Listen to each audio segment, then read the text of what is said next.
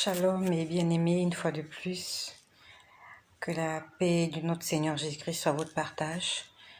Je vais essayer d'aller vite parce que le Seigneur est vivant et il nous parle. Donc je vais continuer à vous dire ce que le Seigneur m'avait montré. Je crois que ça fait 2 semaines. Nous sommes aujourd'hui le 6 octobre. Et ce que je vais vous dire, c'est ce qu'il m'avait montré dans la semaine du 14, dans la semaine du 14 septembre, pendant que nous étions en plein programme de Kislev, conformément au livre de Malachie chapitre 3 au verset 18. Et je bénis l'Éternel pour toi qui as suivi ce programme-là. Ces 30 jours de jeûne et de prière, c'est vrai que ce n'était pas facile, mais je peux te dire que tu vas en récolter les fruits. Tu vas récolter ce que tu as moissonné. Il s'est passé des choses extraordinaires pendant ce programme de Kislev, notamment par rapport à ce que je voyais à l'église. Le Seigneur se manifestait à l'église. J'ai vu l'avant-dernier jour. L'avant-dernier jour, j'étais à l'église. Et pendant que j'étais à l'église, pendant que nous étions en train de prier, je voyais une main. La main était comme ça. Vous voyez, c'est comme si on indexe quelqu'un. Je voyais une main, juste une main, comme ça. Comme ça. La main avait fait comme ça. Et cette main-là était en train de toucher des gens. Pas la main, on va dire c'est le doigt. C'est l'index. Il y avait cet index qui touchait des gens. Ça touchait des gens, ça touchait des gens. Il y a des gens qui étaient touchés dans l'église. Non seulement dans l'église, mais aussi partout dans le monde où des hommes et des femmes étaient réunis pour la gloire du Seigneur. C'est pour ça que je t'exhorte de passer du temps dans la prière. Beaucoup de gens vont me dire qu'ils ont du mal à prier. Je te comprends parce que je suis passée moi-même par là. Avant que le Seigneur ne vienne me convertir en décembre 2017, moi aussi j'avais du mal à prier. Quand je dis j'avais du mal à prier longtemps. Généralement, je priais longtemps quand j'avais des problèmes. Quand j'étais vraiment secouée, je pouvais rester là 30 minutes, une demi-heure à genoux. Je pleure, je prie, je pleure, je prie. Mais quand tout allait bien, je faisais des prières de 2 minutes comme toi. Mais depuis que le Seigneur m'a ouvert les yeux spirituels, je peux te dire que je prends du temps dans la prière. C'est pas fait exprès. C'est juste que je me sens bien. Quand je prie, je me sens très bien. Quand je suis à genoux, en train de prier, je sais pas comment je peux dire, mais j'aime ces instants-là. Avant, j'aimais pas prier. Prier pour moi, c'était l'ennui. Prier pour moi, c'était une contrainte. Aujourd'hui, prier pour moi, c'est un plaisir. Aujourd'hui, prier pour moi, c'est une joie, c'est une nécessité, c'est une obligation. Avant, c'était une contrainte. Et j'aimerais te dire que si toi aussi, pour toi, prier, c'est une contrainte, demande au Saint-Esprit de te remplir. Parce que si tu n'es pas rempli du Saint-Esprit, tu peux pas aimer la prière, tu peux pas aimer les choses de Dieu, tu peux pas aimer la lecture biblique, tu peux pas aimer la méditation. Seuls ceux-là qui sont remplis du Seigneur, de la présence de Dieu, peuvent aimer les choses de Dieu. Donc, si toi qui me suis, je ne suis pas venu te juger, je ne suis pas venu te condamner, je suis venu te fortifier. La Bible nous dit que les plus forts tiennent les plus faibles par la main. Je ne suis pas venu te rabaisser plus bas, non. Je suis venu t'aider parce que je suis passé par là aussi. Si tu n'aimes pas la prière, si tu n'aimes pas les choses de Dieu, si tu n'aimes pas ou tu as du mal, si tu as du mal, si c'est difficile pour toi de lire la Bible, de prier, de jeûner, vraiment, si tu as du mal de rester longtemps dans la présence de Dieu, J'aimerais te dire que moi aussi je suis passée par là. Ça veut dire que tu n'es pas encore rempli du Saint-Esprit. C'est pas pour t'insulter. Moi aussi je suis passée par là, je te répète. Si tu n'aimes pas les choses de Dieu, alors tu n'es pas encore rempli du Saint-Esprit. Parce que lorsque tu es rempli du Saint-Esprit, tu désires la présence, tu désires parler à Dieu, tu désires plaire à Dieu. En fait, le fait que tu ne pries pas te rend malade. Le fait que tu n'aies pas lu ta Bible, ça t'indispose. C'est comme ça que se manifeste le Saint-Esprit quand il est dans ta vie. Quand tu fais des choses que Dieu n'aime pas, tu te sens mal. Mais quand tu n'es pas rempli du Saint-Esprit, tu trouves normal, tu as passé toute la journée, tu n'as pas prié, pour toi c'est normal. Tu n'as pas lu la Bible, non, c'est normal. Tu vas à l'église de temps en temps quand tu veux, non, c'est normal. Tu vas à l'église le dimanche vraiment quand tu veux. Si tu trouves ça normal, c'est que tu n'es pas encore rempli du Saint-Esprit. Et il faut que tu aspires à cela. Il faut que tu aspires. Si tu as envie d'aimer les choses de Dieu, il faut que tu sois rempli. Donc, j'aimerais juste t'exhorter dans tes prières au Saint-Esprit. Dans tes prières, demande au Saint-Esprit de te remplir. Tu vas voir que ta vie chrétienne, elle va marcher comme sur des roulettes. Tu vas faire les choses de façon naturelle, sans forcer. Tu vas devenir naturellement joyeux. Tu vas devenir naturellement calme. Les choses, ta vie va changer petit à petit, indépendamment de ta volonté. Indépendamment de ta volonté. Donc, vraiment, aspire à la présence du Saint-Esprit.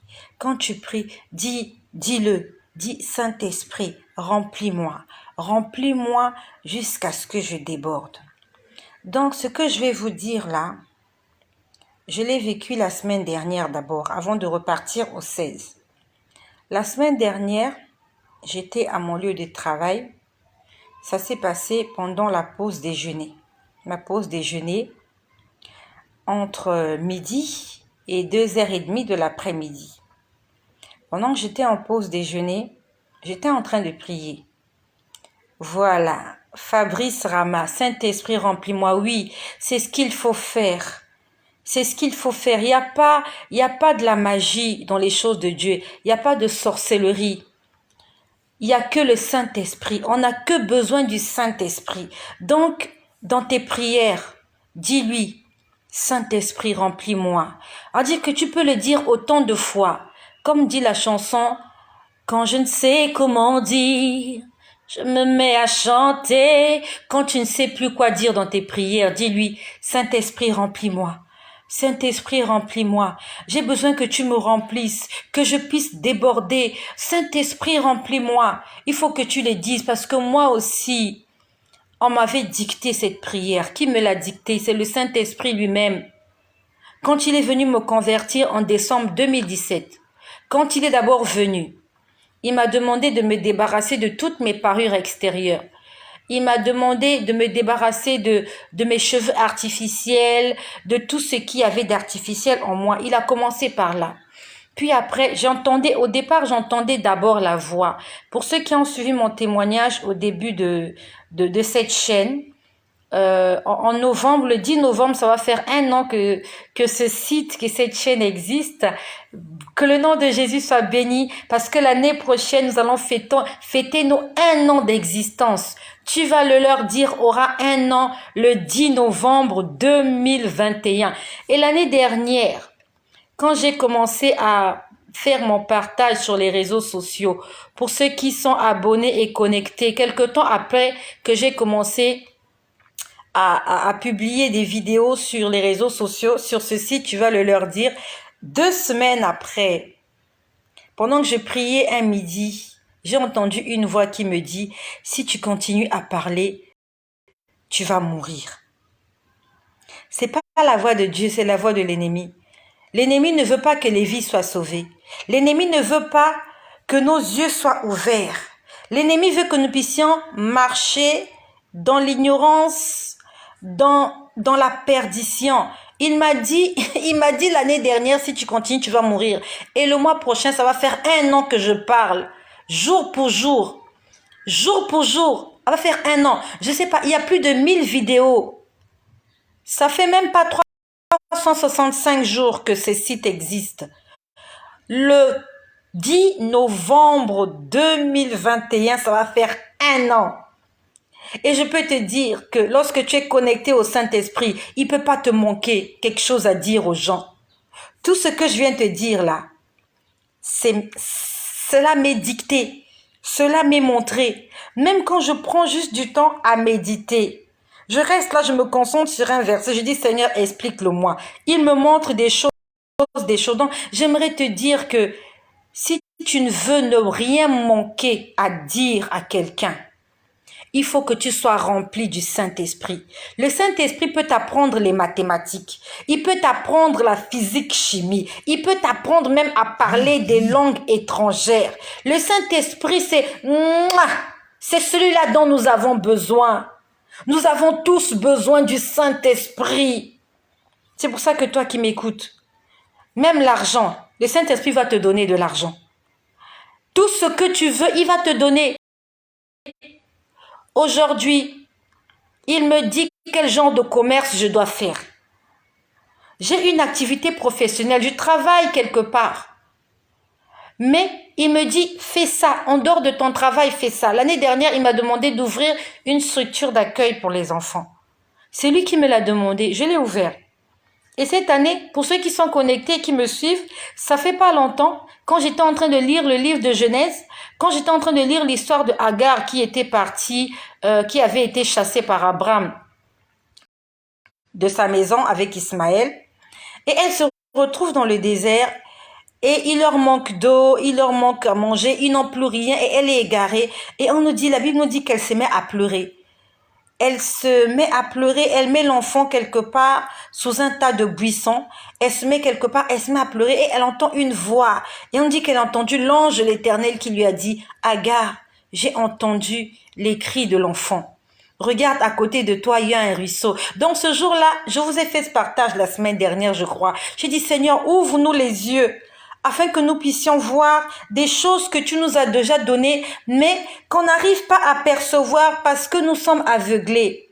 Ce jour-là, je crois que tu te rappelles, le Seigneur m'a demandé d'ouvrir un restaurant.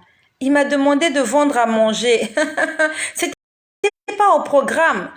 C'était pas au programme. C'était pas dans mon programme d'ouvrir un restaurant, de vendre à manger. Mais il m'a dit, ouvre un restaurant. Il m'a dit, vends à manger et je vais t'accompagner. Vous voyez, c'est vraiment le Saint-Esprit qui guide ma vie. C'est pour ça que si tu t'engages dans une activité, tu as envie de faire quelque chose, demande au Saint-Esprit de t'accompagner et de te guider. Et de lui poser la question, est-ce que c'est dans ce couloir-là que tu veux me voir? Peut-être que Dieu veut te voir ailleurs. Tu as déposé des dossiers partout. Tu veux peut-être être secrétaire comptable, tu veux être gestion. Peut-être que Dieu n'a pas envie de te voir là-bas. Peut-être qu'il t'a tracé un autre chemin quelque part, là où les choses seront plus faciles. C'est ça, ça s'appelle le Saint-Esprit. Et je veux que tu pries dans ce sens. Non seulement tu vas demander au Saint-Esprit de te remplir, mais tu vas lui demander, ouvre-moi les yeux. Dis-lui, Saint-Esprit, quel est le commerce que je dois faire? Saint-Esprit, quelle est l'activité que je dois faire? Quel est le voyage? Si je veux voyager, je dois aller dans quel pays? Et si je vais dans ce pays-là, qu'est-ce que je vais faire?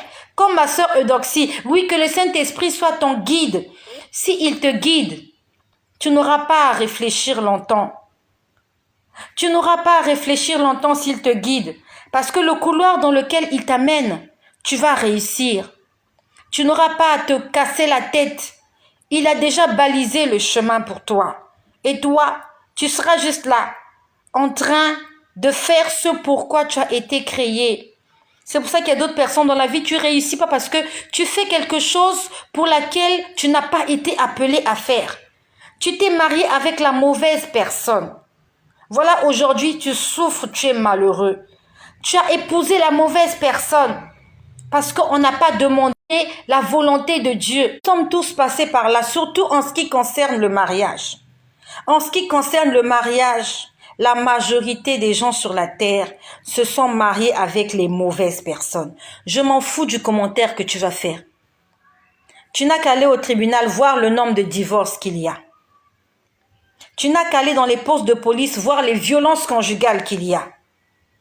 La majorité des gens sur la terre se sont mariés avec les mauvaises personnes. La majorité. Et toi et moi aussi y compris. Au départ, c'était tout beau, tout nouveau. C'était je t'aime, moi non plus. Oh, je t'aimerai jusqu'à la fin de mes jours. Et aujourd'hui, où sont ces paroles-là? C'est parce que nous n'avons pas associé le Saint-Esprit dans ce que nous faisons. Raison pour laquelle ça va dans tous les sens. Je m'en fous de ce que les gens vont dire. C'est la vérité. Les gens ne sont pas heureux dans les couples. Les gens ne sont pas heureux. Même ceux-là qui vivent ensemble là. Ils ne divorcent pas parce qu'il y a quelque chose qui est en train de les retenir là-bas. Mais si tu vas leur poser la question, si tu leur tends le micro, si Dieu peut t'ouvrir leur cœur, que tu vas voir des femmes malheureuses dans des foyers, des hommes malheureux, des enfants malheureux, des familles malheureuses. Pourquoi? Parce qu'on n'a pas associé le Saint-Esprit, la troisième corde, pour solidifier la chose. On a tous besoin du Saint-Esprit. Si tu as le Saint-Esprit, même si l'homme que tu as épousé n'est pas ton mari, le Saint-Esprit va t'aider à avoir un mariage rempli de fleurs. Si cette femme-là n'est pas ta femme, si tu as le Saint-Esprit, il va t'aider. Quand l'autre va se mettre en colère, il va te demander de te calmer. Quand l'autre va monter, il va te demander de te rabaisser pour qu'il y ait l'équilibre dans ton foyer. Mais si tu n'as pas le Saint-Esprit, il va monter, tu vas monter. Elle va monter, tu vas monter. Les enfants vont monter et la maison va exploser. La maison va exploser. Combien de couples sont heureux? Il faut les voir le jour du mariage, comment ils sourient. Souvent le même soir là, ils commencent à se battre. Même la veille, ils se sont battus. Il y en a même d'autres, pendant qu'ils sont en train de se marier avec toi là, la veille, il était avec sa maîtresse. La nuit de noces là, ils vont se chamailler dans la chambre. Pourtant, devant les gens, ils sourient. C'est pas la peine de beaucoup parler. Moi aussi, je suis une femme mariée. Je suis passée par là, je sais ce que je dis. C'est pour ça que je t'exhorte, toi qui es là, ma sœur, si tu n'es pas encore mariée, pardon. Pardon. I beg you. I beg you, ne sois pas pressé. Je te parle en connaissance de cause. Je te parle comme une mère. Je te parle comme une sœur. Je te parle comme une grande sœur. Je te parle comme un aîné. Ne sois pas pressé de te marier. Ne regarde pas le beau visage qu'il a. Ne regarde pas la belle figure qu'elle a. Ne regarde pas ses formes. Tout ça, ce n'est que vanité des vanités. Tout se passe ici à l'intérieur. Même si elle est belle, si elle n'a pas un bon cœur, tu vas souffrir. Même s'il est beau, il est riche. Si là-dedans, il n'y a pas le Saint-Esprit, ma copine, tu vas souffrir. Prends 3 jours de prière, c'est pas beaucoup. Vaut mieux jeûner 3 jours. Vaut mieux jeûner 1 semaine. Vaut mieux jeûner 1 mois pour être sûr que tu te mets en couple avec la bonne personne que d'être pressé et de regretter toute ta vie. 40 ans de souffrance, 40 ans de regrets, 40 ans de douleur, 40 ans de pleurs. Et à ce moment-là, tu dis, si je savais, non. Aujourd'hui, tu sais. Je ne suis pas contre ton mariage. Je veux juste que tu ne fasses pas les bêtises que nous avons fait. Nous aussi, quand on nous parlait, on ne voulait pas écouter. On a regardé l'apparence, comme Dieu dit la Bible. Comme dit la Bible, l'homme regarde à l'apparence. L'homme regarde à ce qui frappe à l'œil. Elle a un beau sourire, elle a des beaux yeux, elle a des belles oreilles. C'est pas ça qui est important. Le plus important, c'est ce qu'il y a à l'intérieur. La sémence qu'il y a dans son cœur. Quelle sémence il y a? Quelle sémence il y a? Oui, fraîche Mansunga, si je savais. Nous sommes nombreuses aujourd'hui, on se dit si je savais. Si on pouvait mettre une pause à notre vie, repartir en arrière, 20 ans plus tard, 20 ans en arrière, pour dire je vais repartir là où je l'avais rencontré pour que je ne le rencontre pas. Tu mets une... Mais malheureusement, c'est pas possible. C'est pas possible. On ne peut plus mettre de pause, c'est trop tard. C'est trop tard. Si on pouvait mettre des pauses, même moi là, j'allais mettre une pause dans ma vie, repartir 20 ans en arrière, peut-être même 30 ans en arrière, corriger, rectifier. Là où il y avait des points-virgules, j'allais mettre des tirets. Là où il y a des gens qu'il ne fallait pas rencontrer, j'allais même pas m'arrêter en chemin pour les regarder. Mais malheureusement, on les a regardés. Ils nous ont dit bonjour, on a répondu. Ils nous ont invités, on est parti. Ils nous ont demandé, on a donné. Et aujourd'hui, on regrette. Il y en a même d'autres qui sont mortes parce qu'elles ont fait des mauvaises rencontres.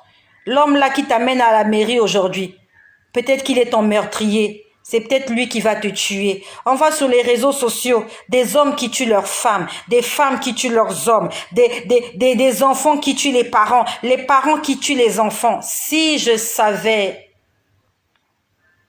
toi qui es encore là, si tu n'es pas marié, jeûne et prie.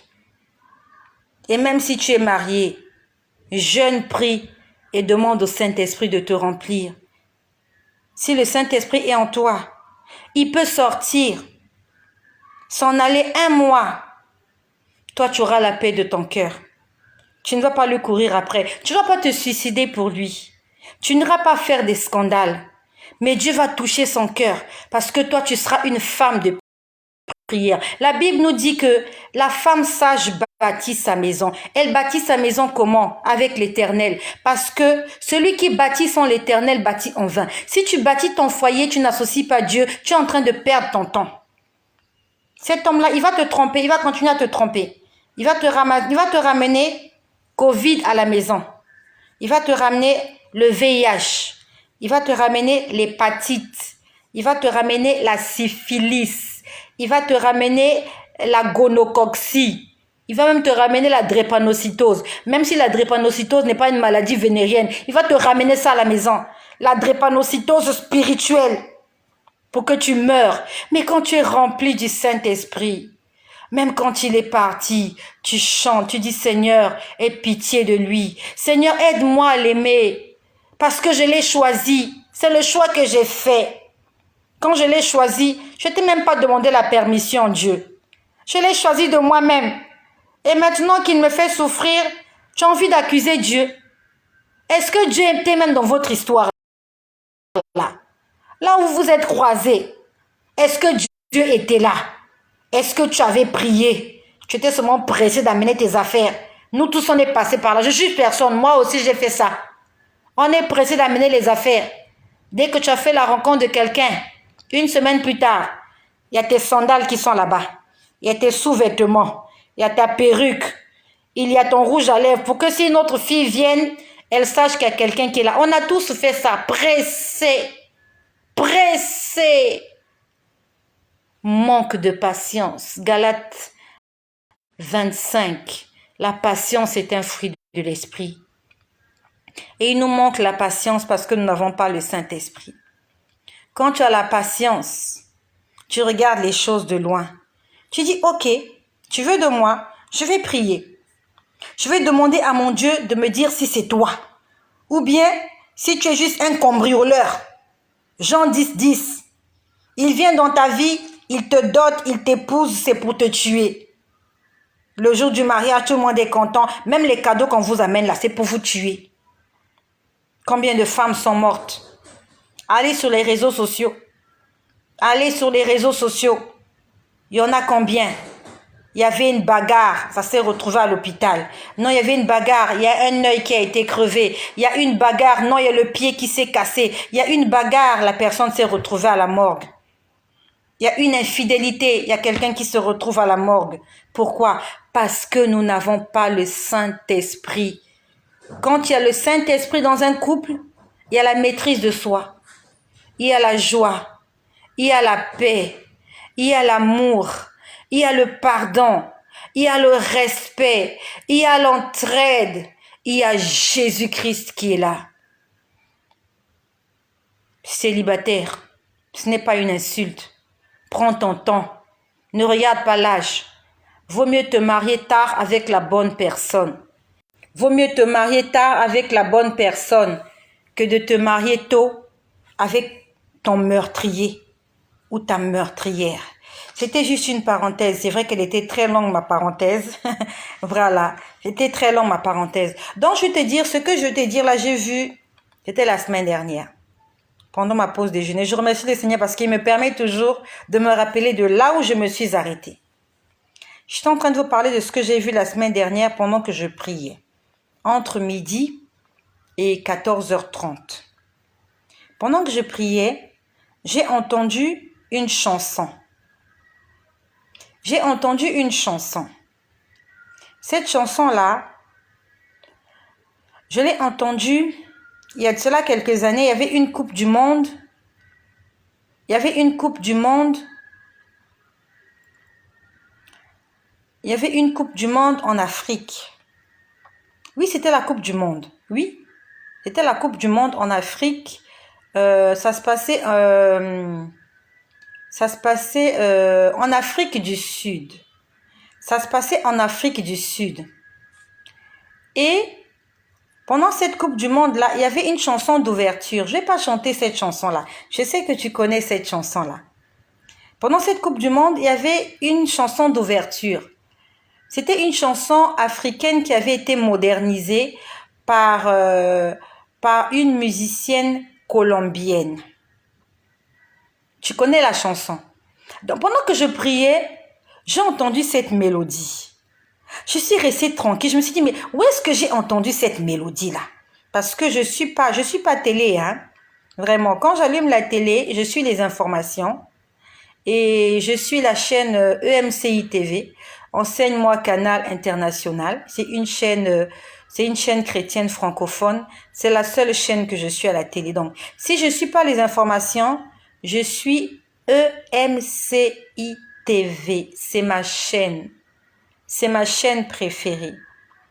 Donc, j'étais en train d'entendre cette chanson-là de cette femme-là colombienne qui avait chanté à la Coupe du Monde. Je ne sais plus ça fait combien de temps, mais ça fait un moment déjà. Il y avait une Coupe du Monde qui avait été organisée en Afrique, en Afrique du Sud. Voilà, tu te rappelles, non? Je sais que tu te rappelles. Moi, je n'aime pas le foot, mais bon, je connais cette chanson-là. Et pendant que je priais, j'entendais cette chanson. J'ai arrêté de prier parce que je me rappelais plus qui avait chanté cette chanson. Donc, j'étais en train de réfléchir. Il y a quelqu'un qui a donné le nom. Moi, j'ai pas donné le nom de la personne qui a chanté, hein. Ah, moi, je sais plus, hein. Moi, j'ai pas donné le nom de quelqu'un. Vous-même, vous connaissez la chanson en question. Qui a chanté ça en quelle année? Moi, je suis pas venue faire des polémiques. Je sais que tu connais la chanson en question et qui a chanté ça. Moi, je sais que la dame qui a chanté ça, elle est colombienne. Et que la chanson était une chanson africaine qu'elle a modernisée. Bon. On a tous chanté ça, on a tous dansé la chanson là. Donc, pendant que je prie, j'entends la chanson. Ah, je dis, mais la chanson là, c'est une chanson chrétienne? Ou c'est une chanson? En fait, parce que je me rappelais plus où est-ce que j'avais entendu cette chanson. Donc, je m'arrête de prier, je commence à réfléchir. Je me pose la question de savoir qui a chanté cette chanson-là. Et cette chanson-là, c'est pour la gloire de qui qu'on a chanté ça. Vraiment, j'ai pris du temps pour me rappeler que cette chanson-là avait été chantée pour la Coupe du Monde à l'année que tu connais là, par la musicienne que tu connais là. Ça m'a pris du temps parce que vraiment, je suis plus télévision. Donc, je suis restée tranquille. Je me suis dit, mais la chanson là, qui l'a chantée? La chanson là, qui l'a chantée? Bref, j'ai essayé de balayer parce que j'ai compris qu'en fait, c'était pas une chanson de Dieu. J'ai dit, mais pourquoi j'entends cette chanson? Après, je suis passée à autre chose. Alors, je mets une pause avant que je continue à quand je suis passée à autre chose. C'était pas le même jour. Quelque temps après, je sais pas, c'était pas le même jour, je sais pas combien de jours après. Le Seigneur me rappelle cette chanson que j'avais entendue. Il me dit, pendant que tu entendais cette chanson-là, en fait, il y avait une réunion dans le monde des ténèbres. Et pendant qu'il y avait cette réunion, moi je vous ai dit une fois, je crois que je vous ai dit que cette semaine, c'est vrai que je dis beaucoup de choses, mais il y a des choses vraiment, quand je parle, le Saint-Esprit me le dit, ils sont abonnés. Je crois que j'ai dit beaucoup de choses, mais le Saint-Esprit nous rappelle toujours ce qui s'est passé. Cette année, pour toi qui es abonné et qui a l'habitude de me suivre, je t'ai dit qu'un jour à midi, j'ai entendu des gens parler. Non, c'était pas des gens parler, c'était une trompette qui sonnait. Et cette trompette qui sonnait, ça annonçait en fait, on va dire, un rassemblement. Ça s'est passé en 2021, c'était cette année. Ça s'est passé à midi. On était en train de tromper une sonnette de rassemblement. Et je me rappelle bien ce que j'avais vu ce jour-là. J'ai vu des gens comme sur une planète. C'était comme une planète déserte. Parce que je pouvais voir le sable jaune. C'était un endroit désert. Rouge. Voilà, ça me rappelle bien. J'ai même dit que c'était la planète rouge. Parce que c'était rouge. L'atmosphère avait la couleur rouge. J'ai vu des gens en train de se rassembler au son d'une trompette. Et le Seigneur m'avait dit qu'en fait, c'était les esprits impurs. Les esprits impurs, les démons, les sorciers, tout ce que tu connais là, ils se rassemblent à midi. Alors, en dehors de midi, est-ce qu'ils ont une autre heure de rassemblement? Je ne sais pas. Moi, je ne dis que ce que je connais. Je ne suis pas sorcière. Je ne suis pas devin. Mais je dis des choses que j'ai déjà vues et des choses que le Saint-Esprit m'a expliquées. D'autres personnes vont dire, oui, ils se rassemblent à minuit. Tu sais, la Bible nous dit, Satan rôde. Donc, Satan n'a pas une heure pour venir te faire du mal. Il rôde, ça veut dire il tourne. Il tourne autour de toi. Et dès qu'il y a la petite ouverture, il entre et il frappe. Donc, c'est pas la peine d'attendre seulement minuit pour prier. C'est pas la peine d'attendre seulement les heures de pointe pour prier. Il n'y a pas une heure pour que le malheur puisse t'atteindre. Quelqu'un peut mourir à 1 heure du matin, à 2 heures, à 3 heures, à n'importe quelle heure il peut se passer n'importe quoi, sur n'importe qui, à n'importe quel endroit de la planète Terre. C'est pour ça que la Bible nous dit, priez sans cesse. Priez sans cesse. Il n'y a pas une heure pour prier. Un enfant de Dieu doit prier sans arrêt. Tu es dans le bus, au fond du cœur, tu pries. Tu marches en chemin, tu pries. Tu es au volant de ta voiture, tu pries. Tu es dans le métro, tu pries. Tu es dans le taxi, tu pries. Tu es dans l'avion, tu pries. Tu es à ton lieu de service. Tu as une petite pause, tu pries. Parce que le diable, il se repose pas.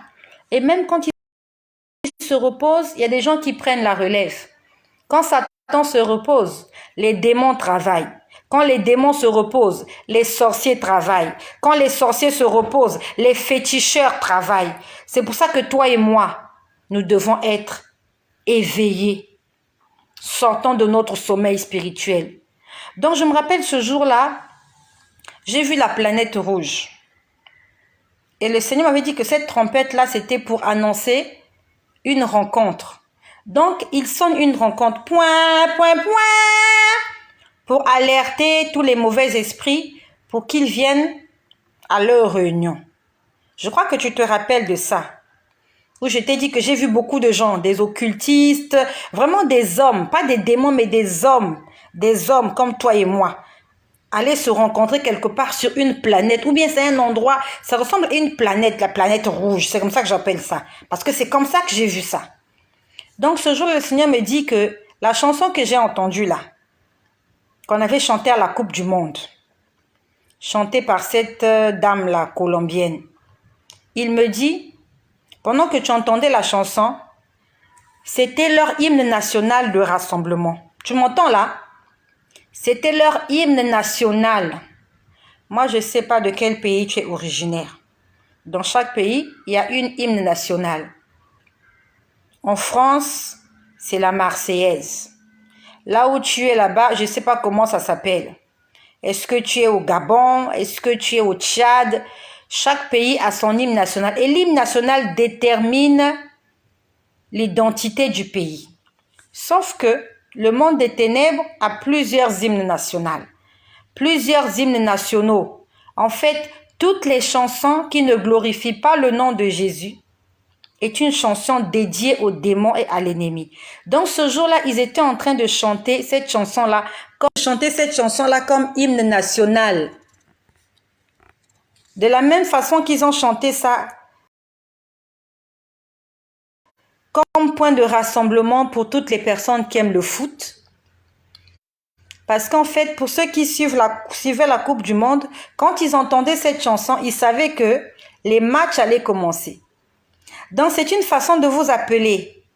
Venez, nous allons assister au match. Le match a commencé. Le match, ça se passe entre deux équipes qui vont s'affronter. Il y aura un vainqueur, il y aura un vaincu. Et ce jour-là, la semaine dernière, le Seigneur me dit, la chanson que tu entends là, c'est la chanson qu'ils étaient en train de chanter comme hymne national pour les appeler au rassemblement. Parce que dans ce rassemblement-là, il va y avoir un match entre une équipe et une autre équipe. L'une des équipes, c'est l'ennemi. L'autre équipe, c'est toi et moi. Et on nous met là, tous les deux équipes, on nous met sur un terrain de foot. Chrétiens contre les démons. On nous dit maintenant jouer. Qui va gagner? Ils sont en guerre contre nous. Le diable est en guerre contre nous. Il est en guerre contre tout le monde. Que tu sois un enfant de Dieu, que tu sois pas un enfant de Dieu, que tu sois païen, que tu sois chrétien, que tu sois musulman, que tu sois bouddhiste, que tu sois ce que tu es, il faut que tu saches que le diable est en train de te combattre. Il y a quelque temps de cela, il y a une sœur qui m'a appelé, qu'elle a eu des attaques et qu'elle s'étonnait. Elle disait, oui, mais je suis passée par la délivrance, on a pris du temps dans la prière, comment se fait-il que je puisse encore rêver des maris de nuit, ainsi de suite. J'ai dit à cette sœur, c'est pas parce que tu es passée par la délivrance que le diable va se reposer à ton sujet. C'est pas parce que tu es un enfant de Dieu, né de nouveau, tu es entré dans les eaux de baptême, que Satan va aller se croiser les mains et te laisser évoluer. La Bible nous dit qu'il rôde. Ça veut dire que même si tu vis dans la sanctification, Satan va toujours venir pour essayer de te tenter. Donc ne te dis pas que non, je suis un enfant de Dieu, tout va bien, Hakuna Matata, rien de mauvais ne m'arrivera. Non, Dieu a dit veillez et priez. Il a dit priez sans cesse. C'est parce qu'il sait qu'il y a un ennemi qui rôde et il nous l'a dit. Le diable rôde cherchant qui dévorer. Il rôde. Donc, c'est pas parce que tu lis ta Bible tous les jours, matin, midi, soir, que le diable ne viendra pas chercher à te tuer. Il va toujours venir, mais l'avantage que toi et moi nous avons, c'est que l'ange de l'Éternel veille et campe autour de ceux qui le craignent. L'avantage que toi et moi nous avons, c'est que le psaume 91 nous dit « Celui qui demeure sous l'abri du Très-Haut repose à l'ombre du Tout-Puissant ». L'avantage que nous avons, toi et moi, c'est que la Bible nous dit « Le juste tombe 7 fois, mais à chaque fois il se relève ». L'avantage que nous avons, entre toi et moi, c'est que le livre de Jérémie nous dit « Ils vous feront la guerre, mais ils ne vous vaincront pas ». Satan va nous faire la guerre. Que tu sois pécheur, que tu ne sois pas pécheur, que tu sois chrétien, vrai chrétien, chrétien hypocrite, que tu sois pasteur, que tu sois évêque, que tu ne sois rien, Satan ne va jamais se fatiguer de porter atteinte à ta vie. Raison pour laquelle que la persécution ne puisse pas refroidir ta foi. C'est pas parce que tu es persécuté que tu vas arrêter de prier, tu vas dire que Dieu t'a abandonné. Non, persévère. Parce que la Bible nous dit que c'est celui-là qui persévérera jusqu'à la fin qui sera sauvé. J'ai un problème de batterie, je suis déchargée. Voilà, j'ai un problème de batterie. Ça vient de signaler là. J'ai tellement parlé aujourd'hui. Donc, j'aimerais te dire, ne te fatigue pas. Ne te fatigue pas. Peut-être que ça va couper. Parce que j'ai un problème de batterie là maintenant. Ne te fatigue pas, ma sœur. Ne te fatigue pas, mon ami. Continue à prier. Notre bataille, elle est spirituelle. Nous n'avons pas à lutter contre la chair et le sang, mais contre les dominations, contre les autorités, contre les principautés, contre les esprits impurs. C'est pas parce que tu rêves des maris de nuit que tu as fait quelque chose. Non, c'est juste une attaque. Le Seigneur est en train de te dire, persévère, continue de prier. Tu as rêvé aujourd'hui? N'arrête pas, prie, continue à le chasser. Ne te fatigue pas. Et surtout, ne chantons pas n'importe quoi. Cette chanson-là, elle a l'air, c'est une chanson de foot. Ils ont chanté ça pour du foot. Mais moi, le Seigneur m'a dit qu'ils ont chanté cette chanson-là pour leur rassemblement dans le monde spirituel. Ça veut dire que cette chanson-là, c'est une chanson du diable. Toi qui aimes faire les commentaires, fais les commentaires que tu veux. Au dernier jour, Dieu va nous juger. La Bible nous dit que tout ce que les hommes ont fait, ça va passer sur un écran.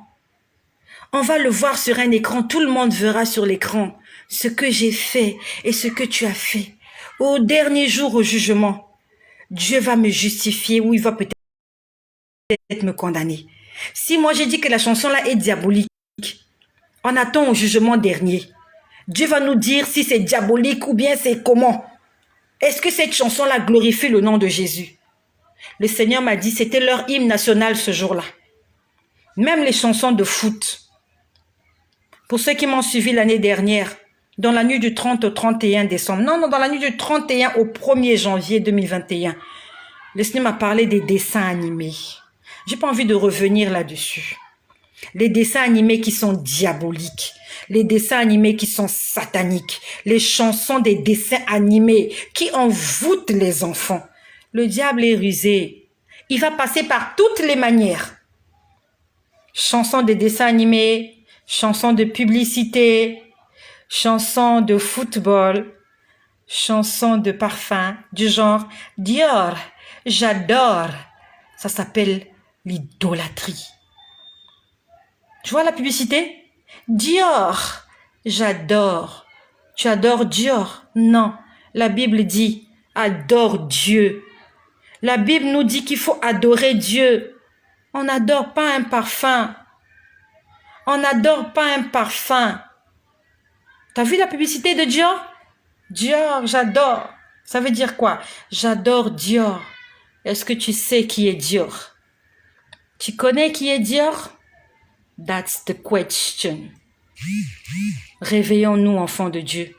Un enfant de Dieu ne chante pas tout et n'importe quoi. Tu vas chanter cette chanson, tu vas attirer des esprits dans ta maison. Tu vas attirer des entités. Et quand tu vas passer une nuit agitée, tu vas te poser la question, qu'est-ce qui s'est passé? Le Seigneur m'a abandonné. Non. Il t'a manqué de la vigilance. Il t'a manqué de la sagesse. Il t'a manqué de l'intelligence.